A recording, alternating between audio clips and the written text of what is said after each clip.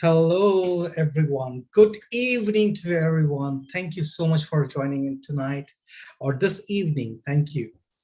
Our dear lovely participants, parents, chief guests, our teachers, principals, students. What a journey we had, right? What a journey we had, right from the early qualifications to various. And today we have come to a stage of the final level of maths competition where we are going to hear the winners, right? So without any further delay, let me just go ahead with the show tonight. Well, in this competition, we had 1,000 plus students. Do you know? We had 1,000 plus students. And I was surprised to see all your lovely students coming to this stage where we had students right from up north in Punjab, Delhi, Gujarat, West Bengal, Orissa, Karnataka, to down south of Tamil Nadu and Kerala and even Maharashtra. So we have students from across India. Wow. And look, here we are today, the top 10 finalists from each section today. And there are many students who are watching us live on Facebook and YouTube at this point of time as we talk. So I want to thank all the dear and lovely students for what you have done. And I believe that somewhere or the other, you guys could be a greater person who could change the future for tomorrow. All right. Now, let me just talk about a little bit of Aphemi.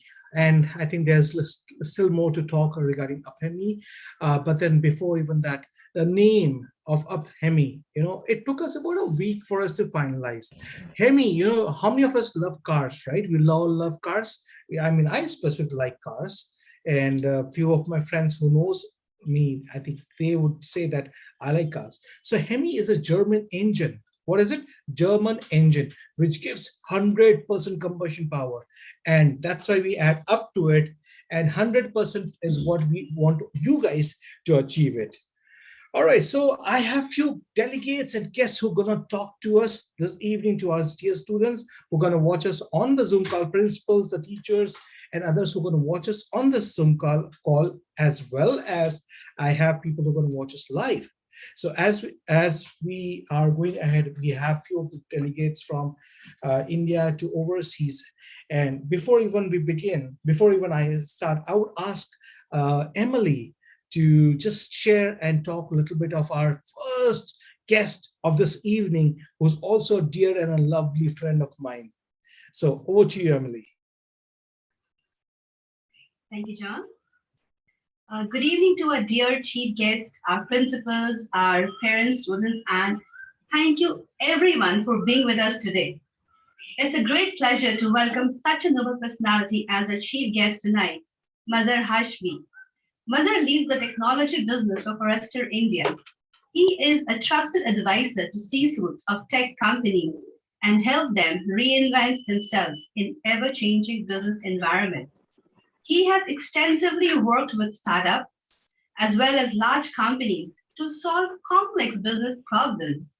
In a career span over 2 decades, Mother has worked in many capacities, including scientist, software developers, management consultant, entrepreneurs, and international business leader in reputed organization. He has a degree in management engineering and advanced certification from ISC. I would like Mother to share his thoughts about with us, with the family. Thank you.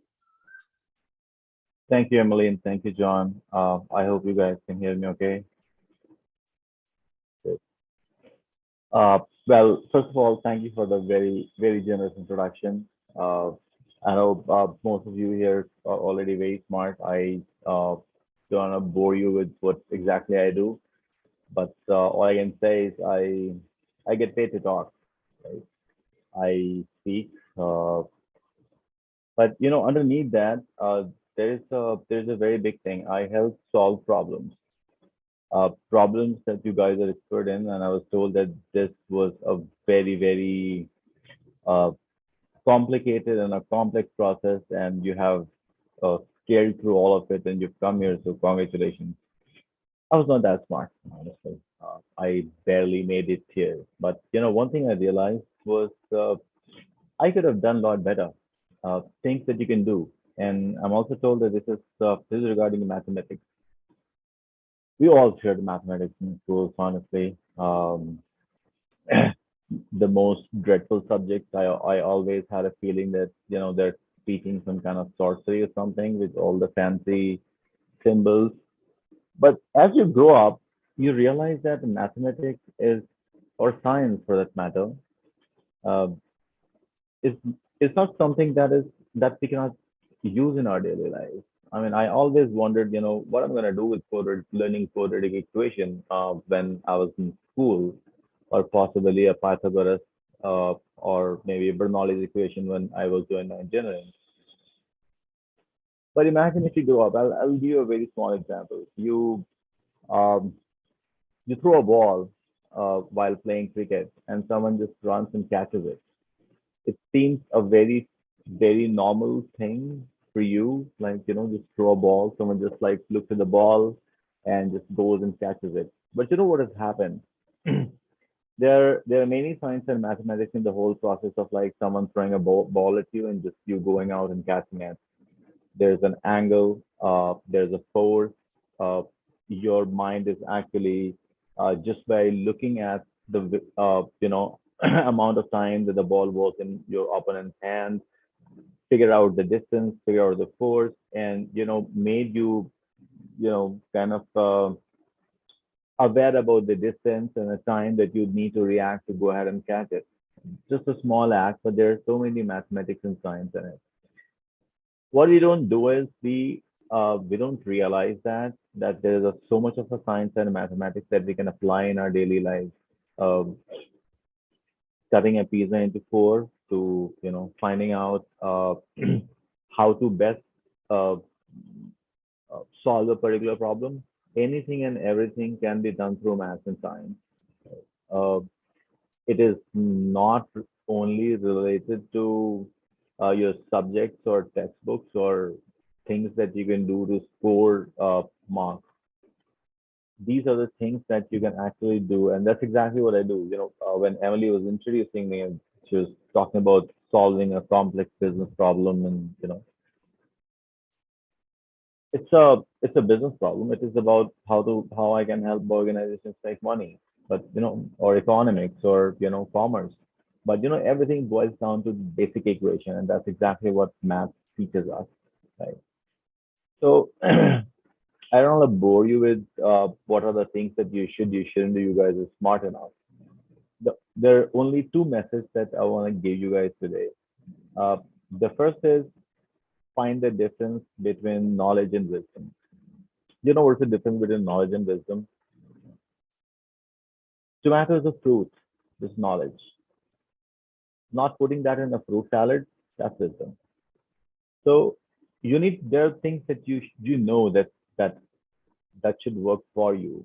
You know that a certain amount of information, but how are you going to use that information for your benefit? That's wisdom.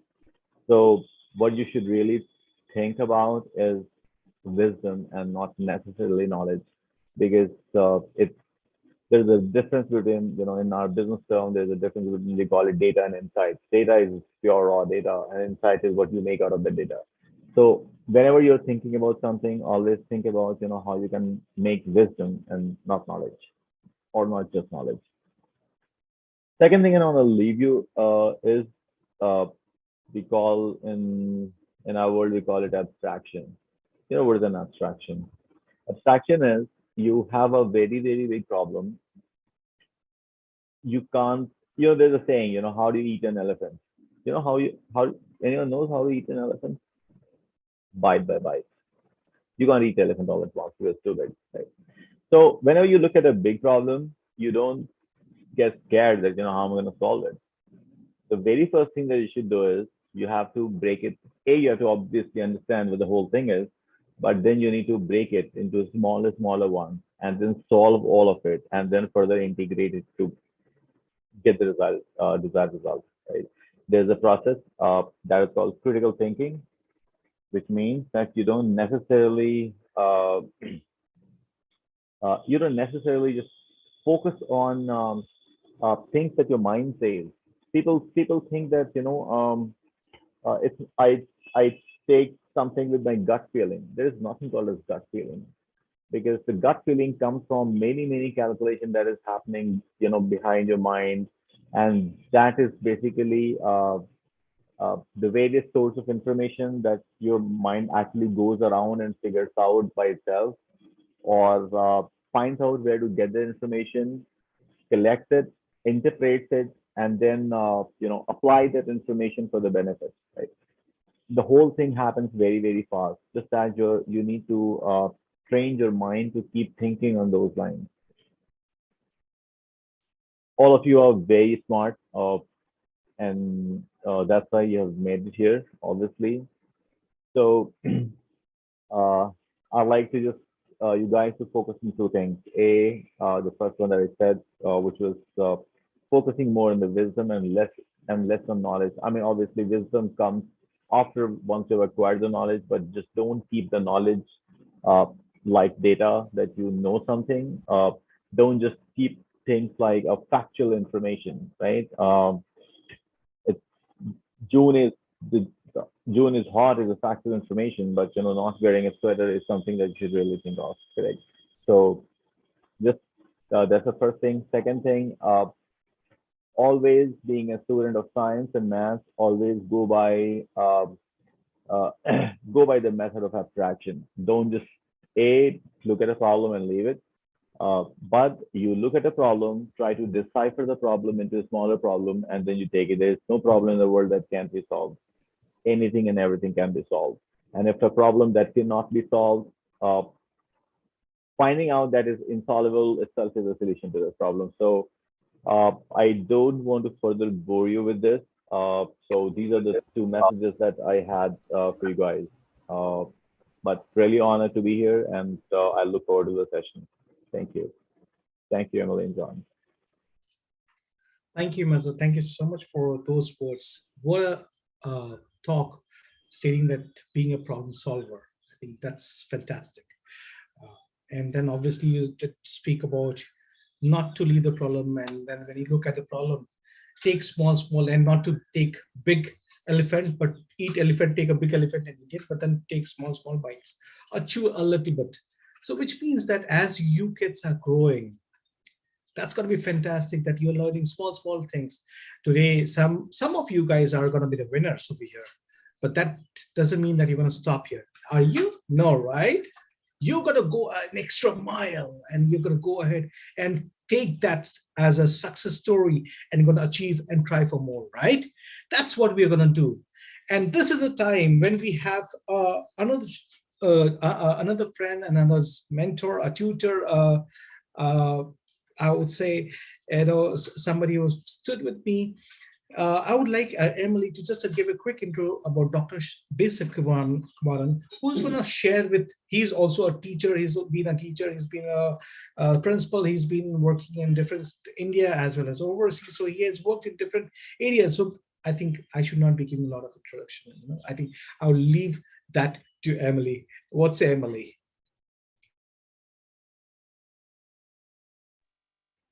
Certainly, John, and thank you so much for giving me the opportunity once again. So we welcome Dr. Shiva Kumaran again over here. And I can just say that Dr. Shiva Kumaran is an amazing person with a talented in the field of teaching. He's a person who can take pressure with a smile in his face. Even if he is a kind of person, like if he's in the middle of lots of things, people will not get to hear or will not able to see what is actually going on with him. He's such a calm and a cool person, and he's a director at FME. He is a qualified MA and English teacher, and he is an excellent human being. Thank you, and over to Dr. Shiv Kumaran, sir. Wow, what a wonderful evening. Thank you very much, Dr. John and Dr. Emily, for a nice introduction. I'm very happy to meet the young and energetic, vibrant, the generation who is going to lead this world. Yes, my dear friends, a very special evening to all of you once again. So I am very happy, to be here in this special occasion. because now Abhemi is doing wonderful things. Many things they are doing, to make you live, and also they are leading you to right destination. As academician here, I would like to mention you few things so that many things, but still, just I would like to uh, tell you about a few things which will be very useful for you. Okay, so many students are completing studies, and they come with the flying colors and state ranks and district ranks. But when we see that really are they are shining in their practical life, or maybe when they go for jobs, or are they able to survive, they face lots of problems, and they not able to go further. When we research on this, we come to know that they learn the monotonous work and just a memorizing thing they do, and they don't have the practical the experience which they have to face in the day-to-day life. That's a big problem. So due to that reason, Naphami, we had a nice research, and we have